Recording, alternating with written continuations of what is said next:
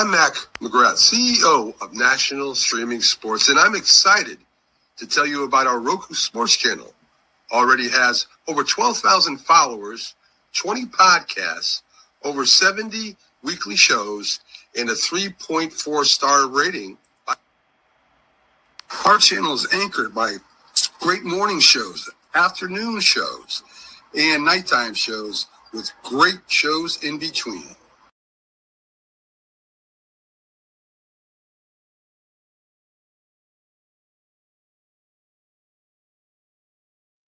Good morning and welcome to the Mac and Jack Show. Happy Monday. Good morning, Jack. How are you? Hey, good morning, Sonja. All's good. Lots to talk about. Lots to talk about. Of course, we always plug our Mac segment in, our producer extraordinaire. In memory of him, we honor him with every show, and we're so appreciative to have National Streaming Sports as our platform. Make sure you guys download the Roku app, follow us, and rate us on there. We are 24/7 sports without the cost of cable. Good morning to everyone coming on this morning. Please make sure you like, share, comment, and all that good stuff. Jack, the Thunder and Nuggets series has concluded in rare style. I mean, 93-125. The Thunder literally brought out the storm against Denver. Yeah, I got to watch the game kind of informally. I saw the beginning of the game at home, the first period. The Nuggets are looking good. Then I had a commitment, so I wound up watching it off TV without sound in the restaurant from the table I was at. And you knew when it was like a 14-point lead at halftime, OKC had a spurt. You kind of got the feeling, I got the feeling the Nuggets were never going to make a run. They were never going to make a run, and there was no way back, and there wasn't. And it was like the momentum stayed with the Thunder the whole way. And in a sense, it was a sad thing to watch because even though they're going to run it back with the same players next year, Denver, you got the feeling that the window's closing. I just got to say something, okay? And David Adelman, their head coach, I'm looking at all this praise for him today. I don't give him any of this praise. Right. He didn't do a bad job. Why are we praising David Adelman, the interim Nugget coach? What the heck did he do, Sonja? They would have lost in 7 games with Malone the same way. They got blown out in the 7th game. I don't want to hear about a great coaching job. I don't know. A great coaching job. I don't know if they would have gotten as far as they had gotten had he still remained the coach. I mean, they got further than what I thought they would, Jack. And the GM. Can I say something? They maybe would have beaten the Thunder had they stuck with Malone. How do you like that?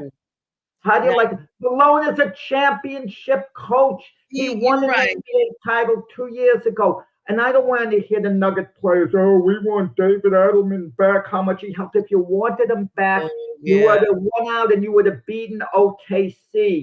And then you would have at least gotten to the finals, and then you would have gotten the coach your choice. I can't stand this when these players are advocating for a coach who they don't come through for. Yeah, I mean, even Jokic, they ask him, and he says, well, the decision's out of my control. He's being diplomatic. And then he says, yeah, he created some energy, like he threw a bone to David Adelman. The Nuggets are under zero obligation, okay, in any way, shape, or form to bring David Adelman back. If they want to do it, fine. I mean, that's their choice. But you want to know something, Sonja? If I was going to bring him back, I'd bring him back on a 1-year contract because I think the fans, the media are spoiled. They're brainwashed. Whenever you hire a coach, it's as if you have to give him a long-term deal. You have to give him at least 3 years. Otherwise, they say, oh, he's a lame duck coach. No, he's not a lame duck coach with a 1-year contract. That's all I would give him with David Adelman. Here, you give him 1 year. If you do a good job, we'll give you a multi-year contract, that type of thing. You don't make a long-term commitment to David Adelman, but I think they will because he was the Denver Nugget assistant. He's popular in the building, but he didn't do anything special in the slightest. I mean, I agree with that, Jack, because it's hindsight now. They always say that's 2020. I literally feel the same. I feel like this was a championship coach that you guys let go of because you were impatient. You were in a win now mode. And even though it looked good at first because we saw Denver actually advancing, now the ultimate goal, which is to win now, is missed. It's a missed opportunity. If I'm him, I don't even come back. I mean, the way they did him was absolutely horrible. And I honestly don't even think that who? David Adelman.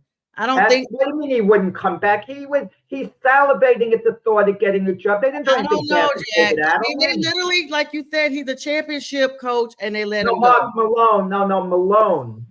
Mike Malone, who was let go, but he's not being offered any job to come back to Denver. He might get another head coaching job somewhere in the NBA. Okay, because I was trying to make sense of that. Like, wait a minute, I didn't know that part. So when you said it, I was trying to follow along, but I was like, right. Well, David Adelman, the interim coach. The interim coach. Yeah. I mean, now they want him to come back. I mean, it seems that way.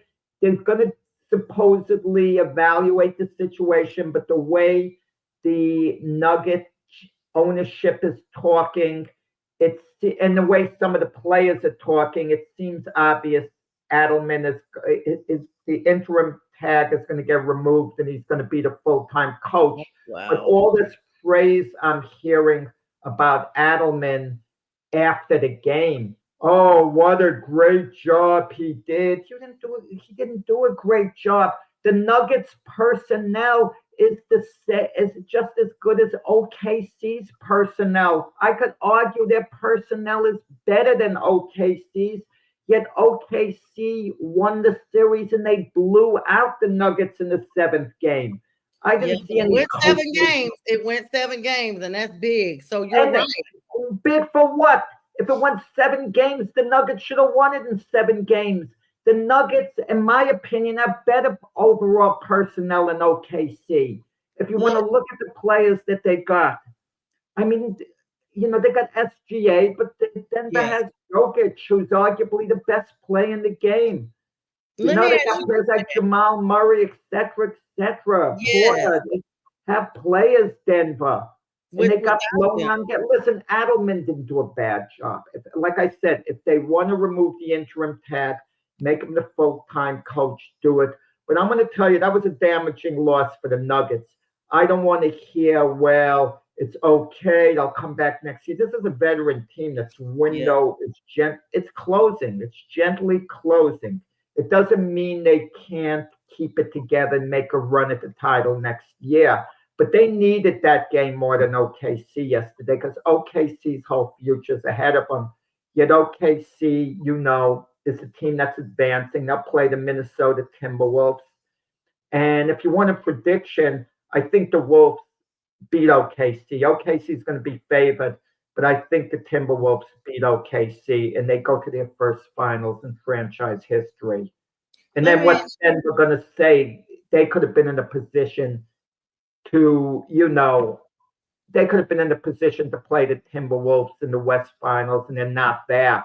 So all we're going to hear, oh, what a great job David Adelman did, having his team get their butt kicked in Game 7 and getting eliminated. Let me ask you this, Jack. So, of course, just comparing this series a little bit to the Boston Celtics New York Knicks game, Aaron Gordon proved that he's unbelievably tough by even attempting to play with a grade 2 hamstring strain during Sunday's Game 7. We didn't even see Steph come out and try to even suit up. I mean, is there a difference in their hamstring injuries? Or am I wrong on that? There's obviously some type of difference. I would never question Steph Curry. Never question 4-time NBA champion, the ultimate team guy. I would not question Steph Curry. Sometimes you have to make a decision based on your head, not on your heart. And Steph Curry understands these type of injuries. If he wants to go out there and try to please the fans or whatever, but they can say, oh, what guts Steph Curry has. And he goes limping out and makes the hamstring worse. These hamstring injuries, they can stay with you for a while. I mean, I've had them just as an everyday runner.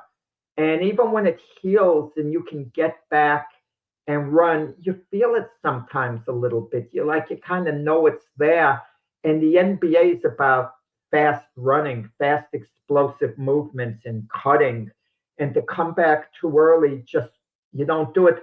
But I'll tell you, if the Warriors were in the finals or they won a game 7 situation, I think you would have seen Steph Curry out there, but he's not going to go out there to win a game 5 of the series if they're down 3-1. Just stay alive.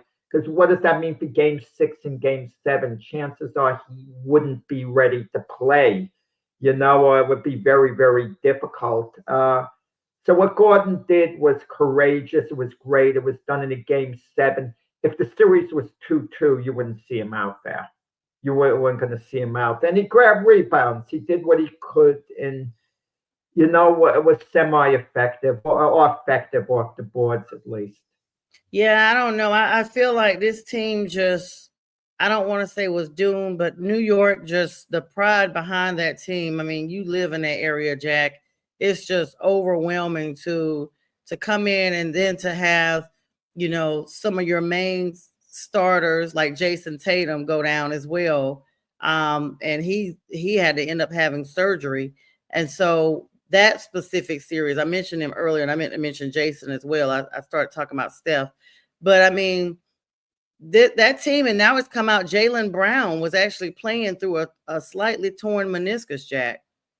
Yeah, I mean, that's guts on the part of Jaylen Brown. I don't know how wise it is. Did he consult with the team doctors? That would be a concern of mine. If he didn't consult with the team doctors and he felt something was there and was still playing, it would have been foolish on Jaylen Brown's part. I admire his courage, stepping up, wanting to be a leader with Jason Tatum out. And he was the focus, of the team at that point. He didn't have his partner there, Jason Tatum. But to play through an injury like that, where you can make it so worse to the point where it could be affect you the rest of your career, I don't know how wise that is. I remember that legendary game when the Knicks won their NBA championship in 1970, where Willis Reed was really hurt. He had his injury, and no one knew whether he was going to play the 7th game or not. And they interviewed his coach, Red Holtzman, and Red Holtzman said, if it's the type of injury that could potentially be career-ending if we have him out there to play, he's not going to play, even though it was Game 7 of the NBA championship. But as it turned out, Willis Reed hobbled out there. He hit the first 2 baskets for the Knicks, but was totally ineffective the rest of the game. But the emotional boost he gave the team by being out there, showing up, and how it got the crowd going in a frenzy was invaluable. But still, Walt Clyde Frazier got robbed of being the Finals MVP that year, where they gave it to Willis Reed. I mean, no one talks about the injustice of that, because Willis Reed's performance and leadership, he was so courageous. People thought, oh, give him the MVP. Same way, Sonja, when Joe Namath got the MVP at Super Bowl III. It should have gone to Matt Snell, the running back. But we'll talk Joe about showed up that. with that mink on. It was a wrap with that mink that he had on. No, I mean the public gets caught in these stories, like, and I don't go, but like I was venting about the David Adelman thing, like with the great coaching job everyone's saying he did, and Denver lost. Mm-hmm. They lost. Yeah, rare. I'm not saying it's because of him, and you're saying, well, they maybe wouldn't have gotten to a 7th game if it wasn't him. And I counted Sonja and saying maybe they would have won the series if they retained, Mike Malone. So don't tell me Denver won an NBA championship, them getting to a 7th game with OKC. At the very least, you would have expected that. Yeah, you're right. Good morning, Rick. I mean, we got plenty of NBA still left. It's a long time before the actual championship, the big finale. Of course, tomorrow, Tuesday, kicking off the Minnesota Timberwolves versus OKC. They got a break off today. Wednesday, we'll see the Pacers and the Knicks on the 21st. Those games are both at 8 and 8:30 p.m. Eastern Standard Time. And we'll see them the rest of the week, literally every other day But we'll have basketball every single day. One division will be playing or the other. Not today, but starting tomorrow. Jack, who do you think is going to take this series with OKC and the T-Wolves? No, I said a little while ago, I think the T-Wolves finally get over the top. I mean, I just think Rudy Gobert could cancel out Chet Holmgren under the boards. Julius Randle's playing great. Anthony Edwards is Anthony Edwards. I think this is his time to shine. And I know you could say that about SGA, who's, the most underrated superstar, a star in the NBA. I just think it's the Wolves' time, and I think they can go into OKC and win a seventh game if need be. But I just I kind of like the Wolves, I like them in 6 games. It doesn't mean I'm going to pick them in the finals to win the NBA championship, but I'd like them to beat OKC. Now, are your homers the Knicks gonna take care of the Pacers, or you think the Pacers are going to be on track? I mean, they eliminated the number 1 team in the East when they eliminated the Cavaliers. I'm going to tell you, I tried to figure out the Final Four, what's going to transpire, okay? And I'm partial towards the Knicks, obviously. Being a New Yorker, I want them to win, but I got to look at it very emotionally and objectively. And the Pacers are playing so well. No one thinks that as a team.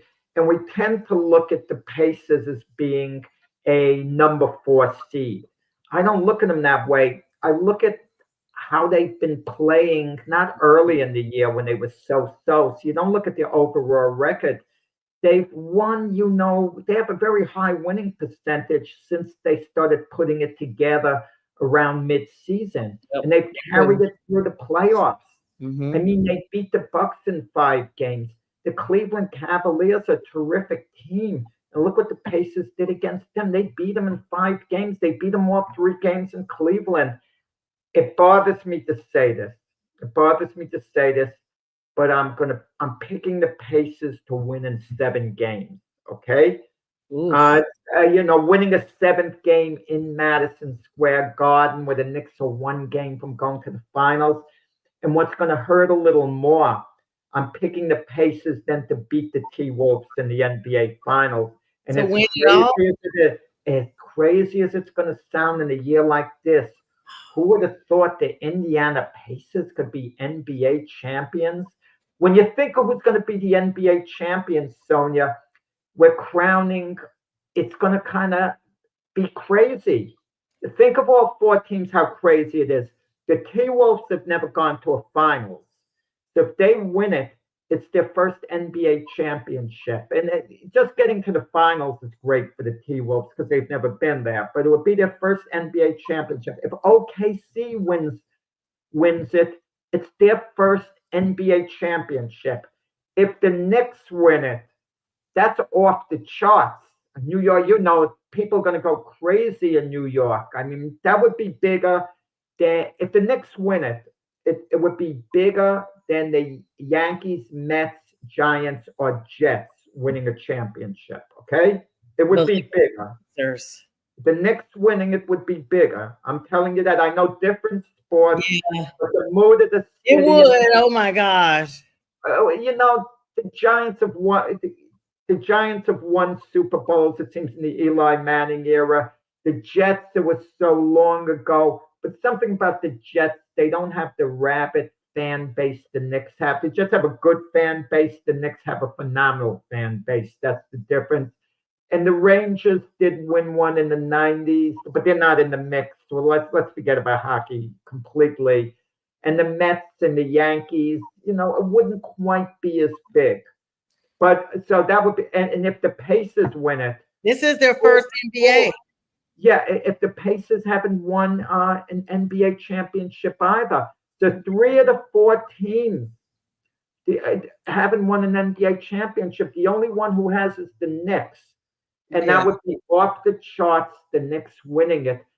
And for the other 3, it's their first NBA championship. So it would be, it's exciting. And I don't know about you, Sonia. You're probably Sonia old school. Yeah, I want to see Golden State and the Lakers. I mean, come on. I don't want to see the Lakers. That. I'm tired of them. I'm sick of the Lakers. I actually would be pulling for the Knicks if I was pulling for anybody left in the series, because I'm kind of partial to New York a little bit. I have family that's there. My grandfather was from Brooklyn. I mean, I know the Nets are there, but still, if you got to go with a New York team, you have to go with the Knicks. And of course, for Mac. I mean, we're pulling for the Knicks for Mac. But let's be clear though, Jack.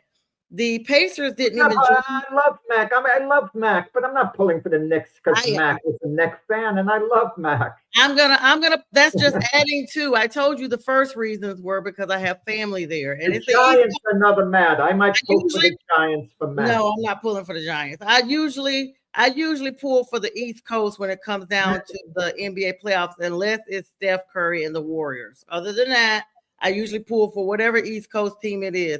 But listen, this is the thing. The Pacers didn't even join the NBA until 1976. They have championships, but they're with the ABA. I remember that. 1970, 72, and 73. So they had 3 championships in the same era before they joined the NBA. And the best performance that we've seen, except the team we see today, was in 2000 when they went to the NBA Finals and lost to the Lakers. We're talking about you're talking about the Pacers. That right. Well, the Pacers had great NBA teams. They had George McGinnis before he joined. Yes, he did. Yes, he was a great player for the Pacers. They had Mel Daniels, guys like that. And you're right, they were a strong ABA team. So in the sense they're championships, but not an NBA championship. Look, I could say about the city of Minneapolis. Well, ages ago, the Minneapolis Lakers, when they had George Mikan in the old days, they probably won a championship or 2 that I'm not aware of. I'd have to look that up. But what I'm saying it's exciting now because it's a new guard in the NBA. And in the beginning of the year, maybe even the beginning of the playoffs, we didn't think these 4 teams, it would play out the way it did, even though there were a lot of people picking OKC. They knew how good they were. A lot of people picked OKC to go to the finals, or maybe even win the championship. I've kind of changed, and that's not good. In the beginning of the year, I picked the Celtics. I didn't pick OKC to go to the finals. I'm too ashamed of who I picked to go to the finals in the West, but I've got to come clean. I know who it was. There's got to be accountability. I'm not one of these who says I told you so when it plays out. When I look terrible, I got to come clean, Sonia, and show how little I know. I picked the Celtics, which most people did, in the finals to win the NBA championship, to beat the Phoenix Suns. And Phoenix Suns were dreadful. They didn't even make the play-in tournament. So take it for what it's worth, my predicting. But I like the Wolves over KC. Indiana, it pains me, in 7 games over the Knicks. And then the Pacers to beat the T-Wolves in the finals. Let me ask you this. Of the 4 teams left, if you're the NBA and you want to get a big jolt, what team is it best for the NBA to win the title? Who's going to create the most noise, the most charisma, the most impact out of these 4 teams? I think the Knicks, just because of the New York culture. Like literally, New Yorkers are like, you got so many celebrities actually that pull for the Knicks. They make a whole presentation of showing everybody that's at this game all the time. I don't really see that with the other 3 teams that are in there. I mean, you might see a star here or 2, and they might kind of talk about it, but it's just literally the slogan goes, I love New York. Everybody loves New York. I mean, it's just the staple. I've always said I'm surprised New York is not the capital of the United States because so many people just love New York. And I think when you mix that with the culture, and look at how they were partying in the streets, Jack. I've seen some of the videos. Spike Lee drives up in this big Tesla, whatever he's got, this the Cybertruck, I believe. Sorry, not Tesla. And Everybody's in the streets. They're climbing the light poles. I mean, they are acting as if they've already won the entire title. So when I saw that, and this is just, getting into the finals, I was like, oh yeah, this is where your spirit is. I don't see that unless they're just not showing it. I don't see that in the three other teams. This is New York. I don't see it in the Pacers. Okay, Halliburton, wonderful player, but he's not the type of star where, oh, we gotta watch the game. Halliburton, is in there. Jalen Brunson's been a great player, but he's not marquee nationwide. Wide. I mean, you could look at Jalen Brunson and make an argument. Well, he's one of the top 10 players in the NBA. Maybe you can make that argument. Maybe you can't. That's another debate. We'd have to go down the list. And you look at OKC, SGA, Sean Giglius Alexander.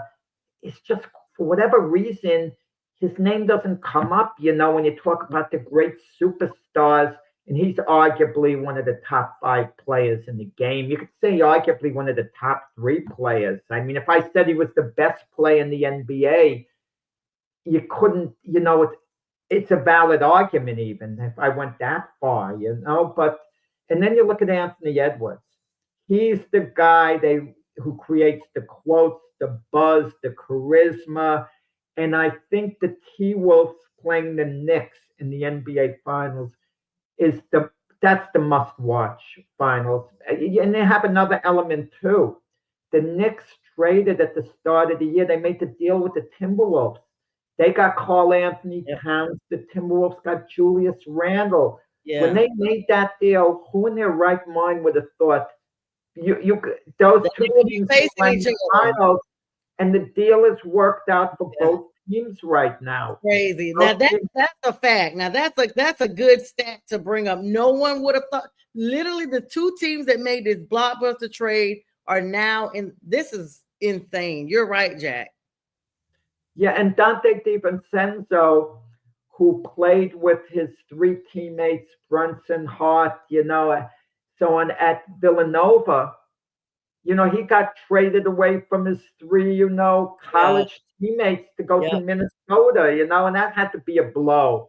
Yeah. The Knicks were called Villanova Light or something. There were jokes about him filling up their roster with Villanova players. Yeah. And to me, I put in perspective, if the Timberwolves get to the finals, even if they lost to the Knicks, Pacers, the deal has been a success trading Karl Anthony Towns for Randle, because they would have achieved something they never did in their franchise history, and they couldn't have done it without Julius Randle.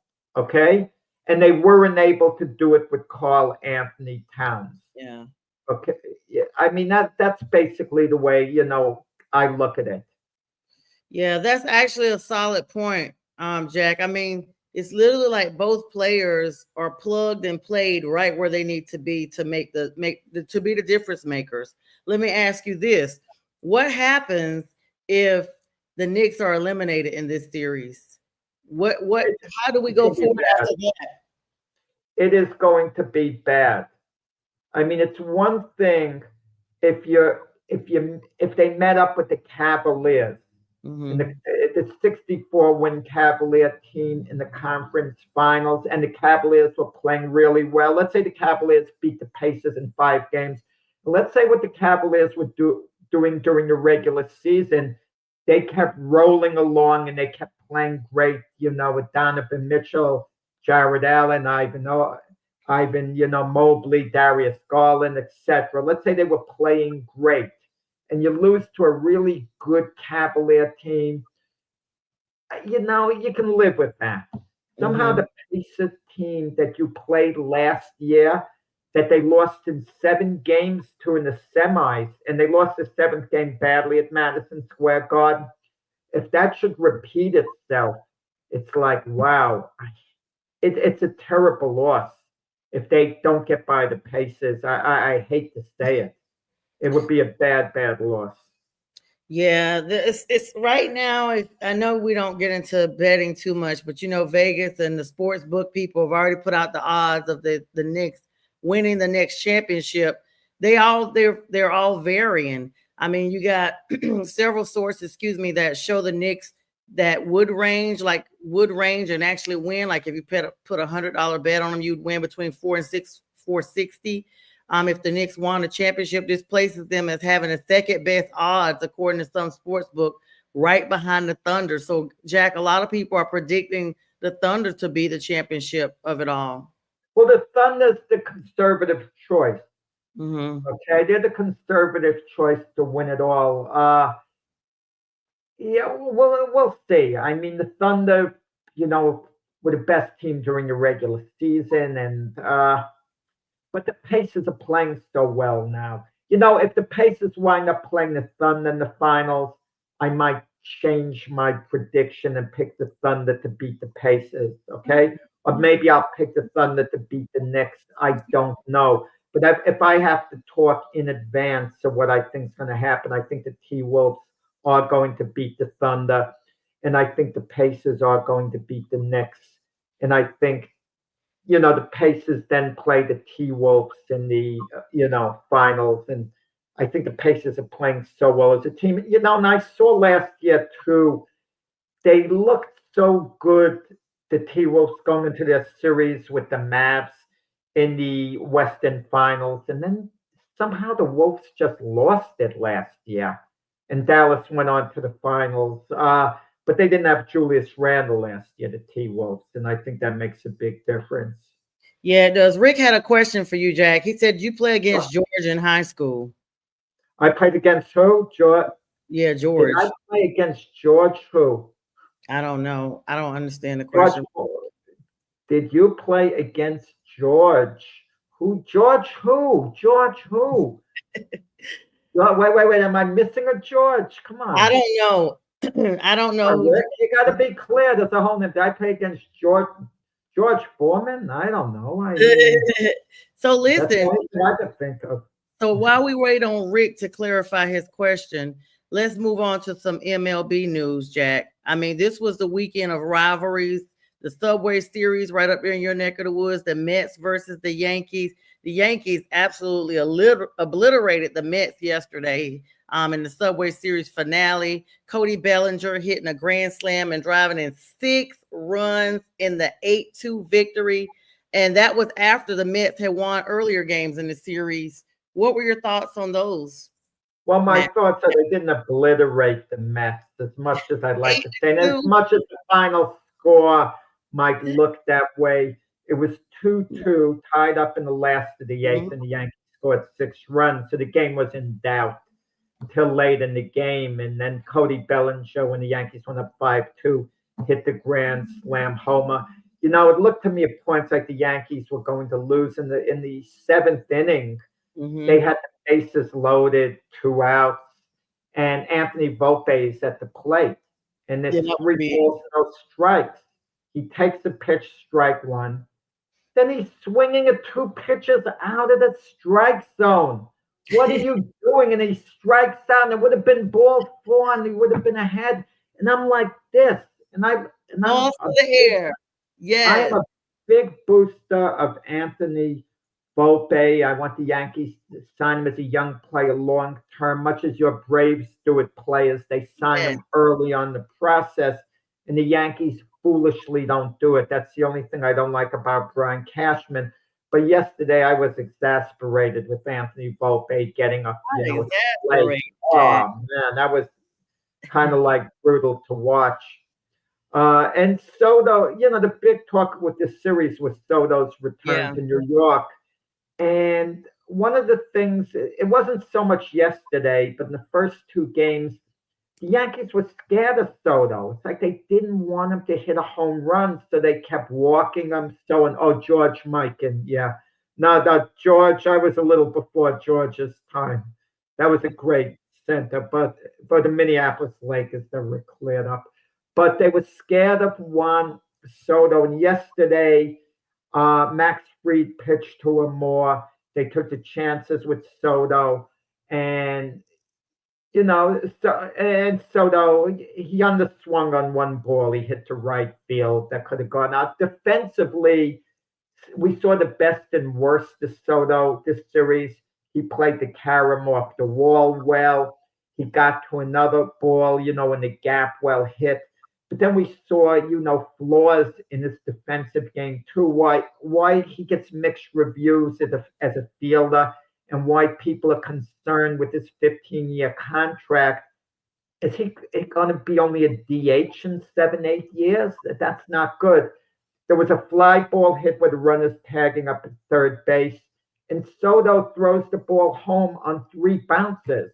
Mm-hmm. I mean, Roberto Clemente would have gotten it there on the fly. An outfielder with a really good arm would have gotten it on maybe on 1 bounce, an accurate throw. And there was another time with Soto that could have cost the Mets badly. Juan Dominguez is on first base, and a balls hit, a doubles hit. Soto picks it up. He's supposed to hit the cutoff man. He doesn't even throw it to the cutoff man. He throws it to second base. It's like he wasn't thinking. Yeah. He wasn't he wasn't strategizing in his head the possibilities.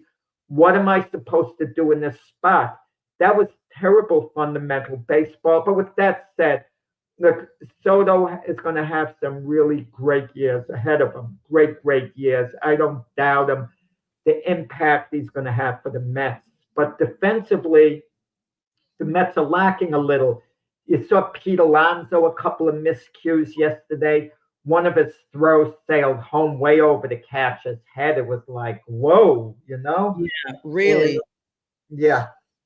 I mean, you used the term exasperated, Jack. I don't know if you have to remember this. I remember being a kid watching Hee Haw, and that was one of my favorite shows growing up. And I don't know if they showed it up north where you all were, but it was the show Hee Haw, the country show out of Tennessee. And I didn't watch it. There was a young lady on there. Every show, she was so pretty. She'd be sitting in a swing fan. She's like, it's been such an exasperating day. So as soon as you said that, I was just immediately taken back to that. That's a strong word, because that was a game that, you're right, Clemente would have been a difference maker. Do you think that Soto going back to New York, not New York, but to the Yankees, we saw that they turned their backs, they booed, all that. Do you think that mentally got in his head with this performance, this series, or no? I don't know that it affected his performance, but it was on his mind like all the time. You know what it is? It was less hate this Soto thing. Mm-hmm. People are saying, oh, the Yankee fans hate Soto. I think it's fashionable to do. It's like a big party to boo Soto, get on him. It added to the entertainment of the game. It was kind of like the thing to do, because there was such a buildup. Oh, the reception that's going to greet Soto when he comes back to New York, to Yankee Stadium. Yeah. That's all we heard all winter long after he signed with the Mets in the lead up to this game. It was an event.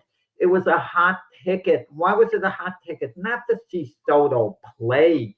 Yankee fans saw him play all of last year for them. But to see him come back to boo, I mean, I'm against booing athletes a lot of times, but in cases like this, it's understandable. As long as you don't get vulgar, you could boo him, you could turn your back on him. And let's be honest about it. How would you feel if you're a fan? Take the fans in right field and the bleachers and all. Last year, whenever Soto would run out to see them, he would lead the charge, like pump his fist, get them riled, have this kind of friendship with the fans out there. And now he went to their rival across town for essentially the same money, basically. Well, they paid him $755 million. That was a little bit more, right? No. As it turned out, I think it was an extra year they were offering him or something. Wow. I'm not sure. The money and all could have been worked out, the remaining difference or whatever. It wasn't a question of one team clearly offering a lot more money than another team. So then the player could justify, well, I want this lifetime security. This extra money does mean a lot to me. You laugh about players at times when they make a move about the money and they say it's not about the money. Usually it is about the money. I mean, don't give me that. Yeah. I mean, not always. And reportedly, the Mets offered better family accommodations. Soto had other people in his ear, and I'm not saying he shouldn't have. Listening to family members, obviously, when they met Steve Cohen and the Mets, they saw the family area, the this, the that, and supposedly Soto wanted his family to have seats in a certain suite that are high profile suites. And the Yeah. Yankees have charged their stars in the past for that because that's an expensive thing to them. Even Jeter and Judge, they Mhm. were paying for those extra seats. They're not just good seats, but they're like prime real estate. Oh But the my Mets were gosh. willing, but the Mets were willing to give Soto, maybe four of those seats for good, get extra a limo for his family, extra this, Oh, extra that. oh And the wow. Yankees, when the Yankees' logic was, but if we haven't done this for Judge and Jeter, Yeah. we can't do it for you. It And seems like he just turned into a prima donna, honestly. I players mean, are prima yeah. donnas all the time. Roger Clemens when he was with the Toronto Blue Jays, he enjoyed playing golf. Mhm. But players, even though they're wealthy, they like to be given things for free. So Yeah. Clemens would go to this golf course in the beginning and play for free. And what he would do was plunk down like 20 tickets to a Blue Jays game, figuring, let the staff have that. That's my payment. Obviously, he didn't have to pay for the Blue Jays Right. tickets. And they started to want to charge Clemens to play at this exclusive club. So he wouldn't play it anymore.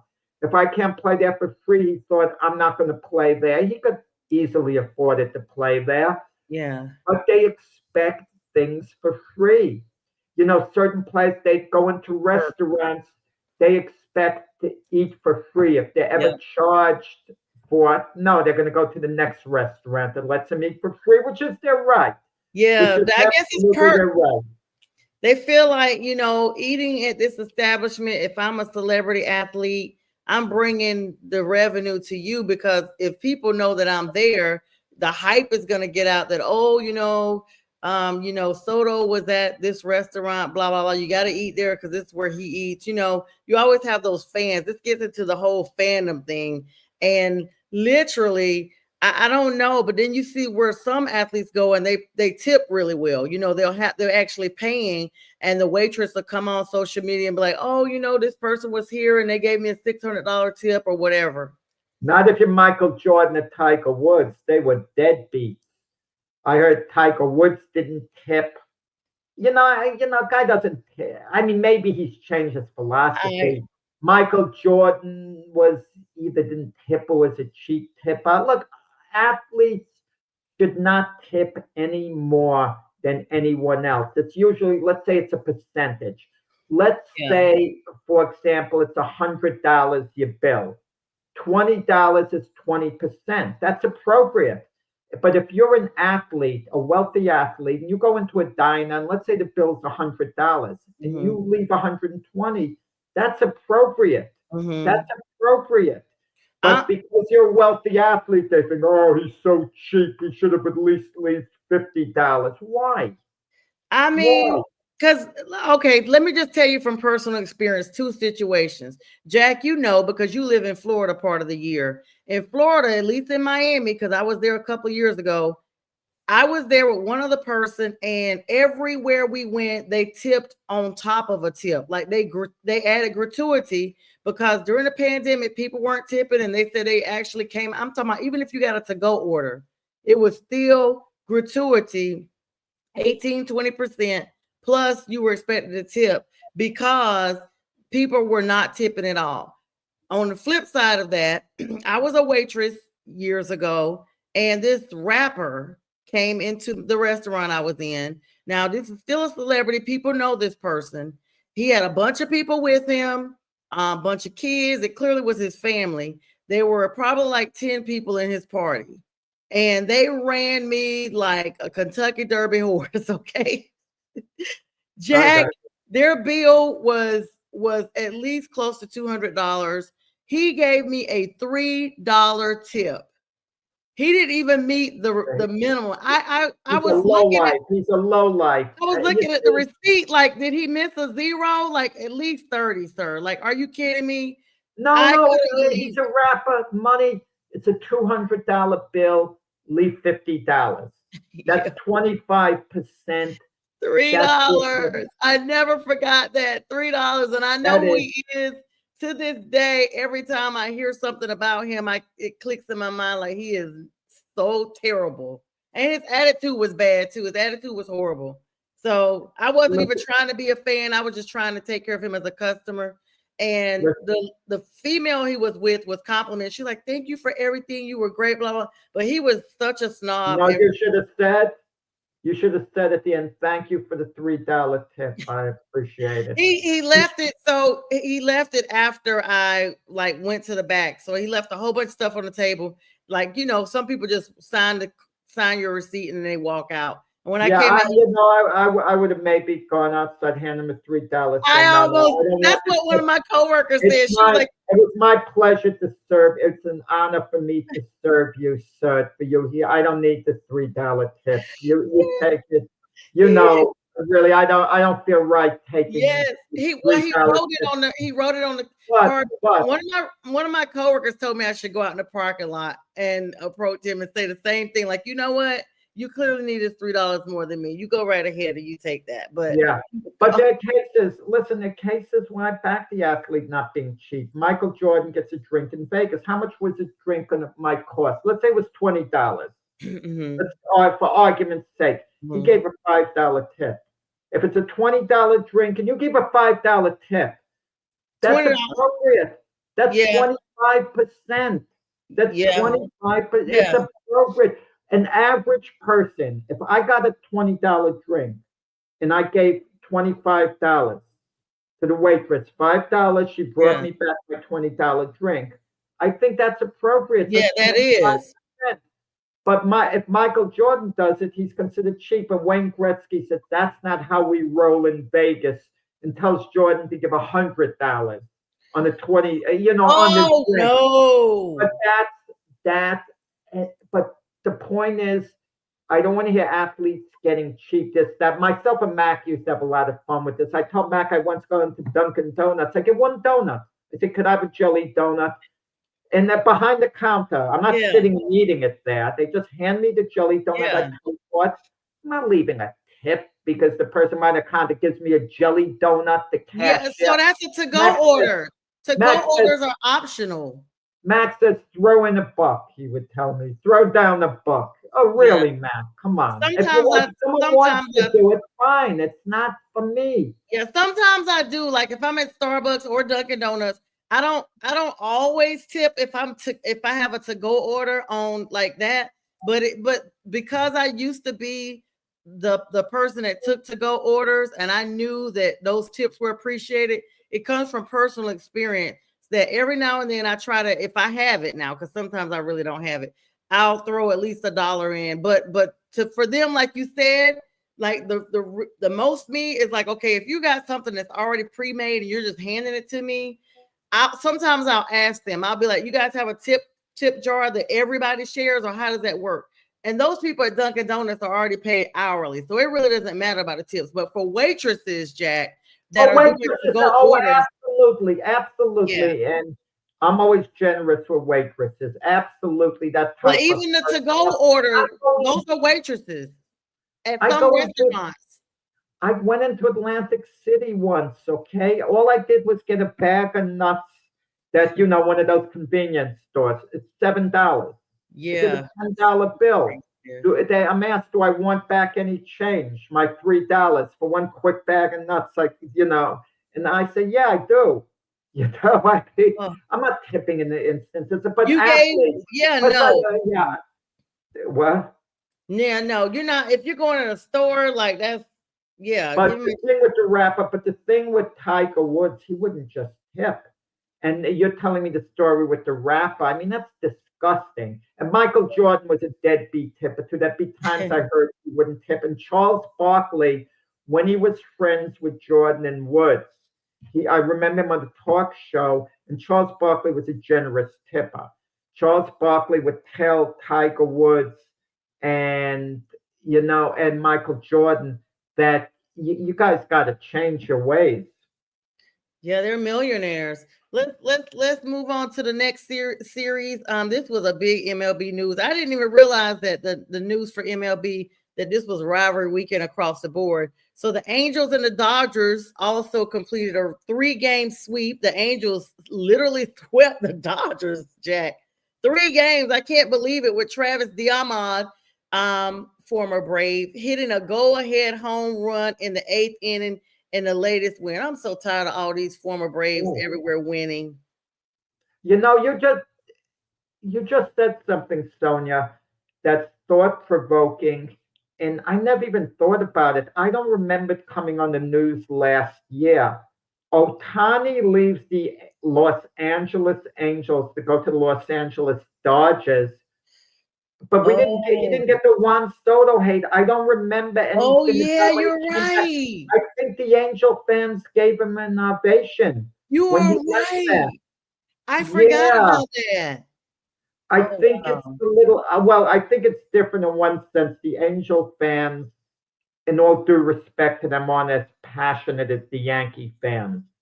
They have, and the teams Ohtani was on weren't winning. He wasn't leaving a winner. Yeah. He just got to the World Series and had the potential to go back.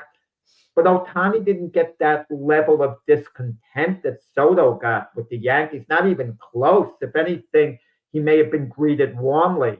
I mean, I don't know, Jack. Especially, I still just can't get over he got his interpreter locked up. So I'm just the whole. Well, he didn't get his interpreter locked up. His interpreter committed crime. No, let me tell you, Jack. Listen, Ohtani knew what was going on. That's my gut feeling on it. And he basically had his interpreter take the rap so he could keep it. There's no way Ohtani's bank account. There's no way I have a bank account and I never look at it. And when I do look at it, I see there's either a decrease or a significant increase. And I don't say anything. He had knowledge. And in some states, knowledge is culpable. You're culpable enough to go down with the person that's committed the offense. So even though his interpreter is now incarcerated or is about to be incarcerated, Ohtani was not 100% vindicated from that situation. I don't know whether he had knowledge of everything in his bank account. I mean, you have a lot of athletes who don't. They trust other people with their money, with their this, with their that. I don't know. There's no evidence that Ohtani knew anything at all. Okay? There's no evidence at all. And unless I'm shown some evidence, I move on from him. I got to believe if Ohtani was involved in any way, it would have come out. I can't see his interpreter going to jail, willing to go to jail and take a rap. I mean, they would lessen a sentence whenever there's a big name. Mm-hmm. If prosecutors could get something on a big name athlete, they'll go after anyone with a big name. Images change very, very quickly. Players with the biggest images change. It could change on them. They could go from the most popular athlete to, one of the least popular overnight. That's the society we live in. There's no evidence Ohtani did anything, wrong at all.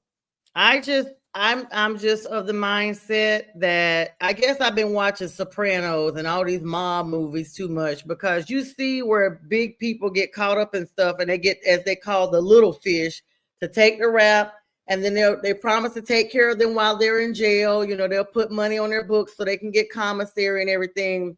And it never comes out as long as the person is quiet about it. They didn't give him a significant amount of time, but if it had been Ohtani, he would have been stricken from MLB. We see that they do lifetime bans, and we may be looking at another situation like the Pete Rose situation where Ohtani would have never been, not to mention he's from, Japan. He may have been forced to leave the country. We don't know what would have happened with that situation. We don't know, but I don't want to speculate. Nothing came out Ohtani did anything wrong.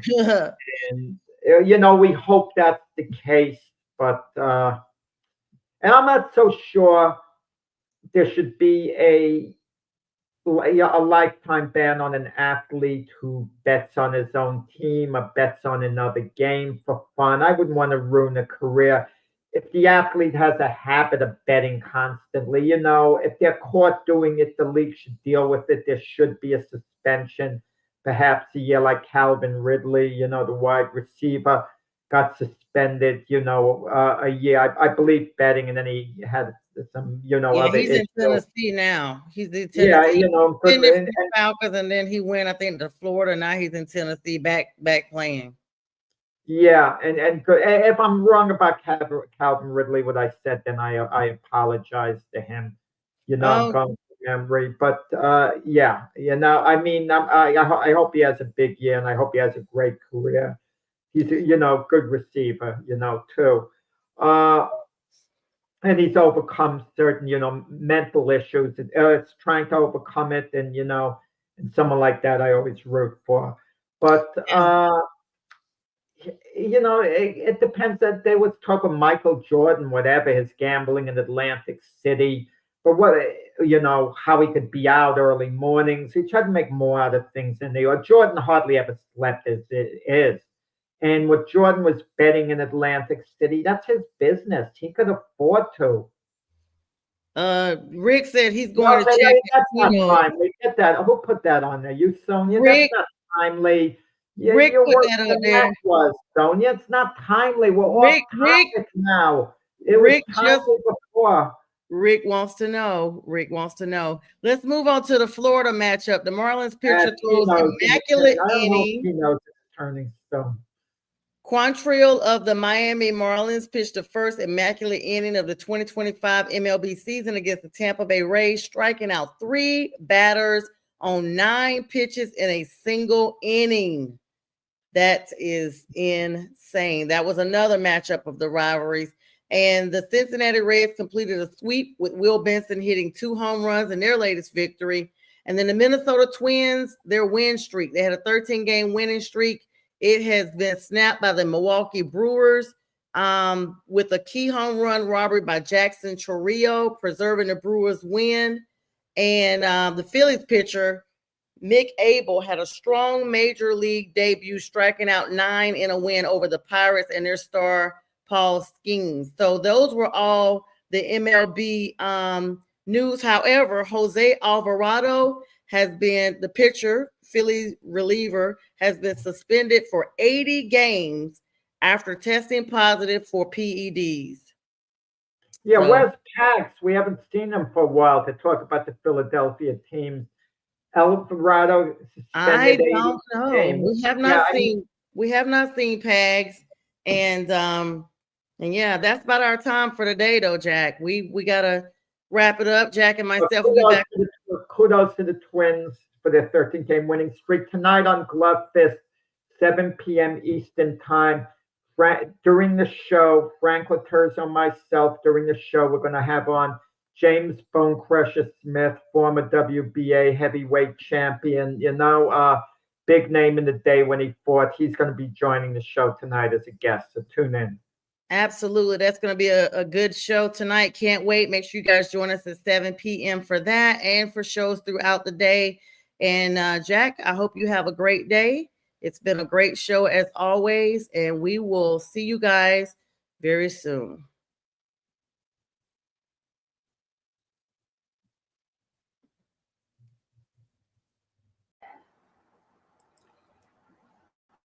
You're watching National Streaming Sports. Over 20 podcasts, 70 shows, and a 3.5-star rating on Roku TV.